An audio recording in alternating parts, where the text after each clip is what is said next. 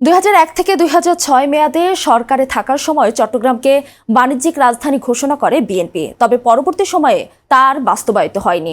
ওই সময়ে বিএনপি নেতৃত্বাধীন ৪ দলীয় জোট সরকারের চট্টগ্রাম থেকে মন্ত্রী ও প্রতিমন্ত্রী ছিলেন ৮ জন। ত্রয়োদশ জাতীয় সংসদ নির্বাচনে চট্টগ্রামে বিএনপি ভালো ফল করায় এবার মন্ত্রিসভায় জেলার প্রতিনিধিত্ব আরও বাড়বে, এমনটাই প্রত্যাশা ছিল চট্টগ্রামবাসীর। তবে সেটি হয়নি। মন্ত্রিসভায় চট্টগ্রামের প্রতিনিধিত্ব নেমে এসেছে মাত্র ২ জনে। এবার মন্ত্রিসভায় চট্টগ্রাম থেকে স্থান পাওয়া ২ জনের একজন মন্ত্রী এবং অপরজন প্রতিমন্ত্রী। ১৯৮২ সাল থেকে এ পর্যন্ত প্রায় ৪.৫ দশকে এবারই সবচেয়ে কম মন্ত্রী পেল চট্টগ্রাম। চট্টগ্রাম থেকে এবার মন্ত্রিসভায় স্থান পাওয়া ২ জন হলেন আমির খসরু মাহমুদ চৌধুরী এবং মীর মোহাম্মদ হেলাল উদ্দিন।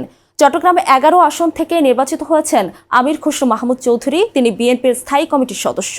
তাকে অর্থ ও পরিকল্পনা মন্ত্রী করা হয়েছে।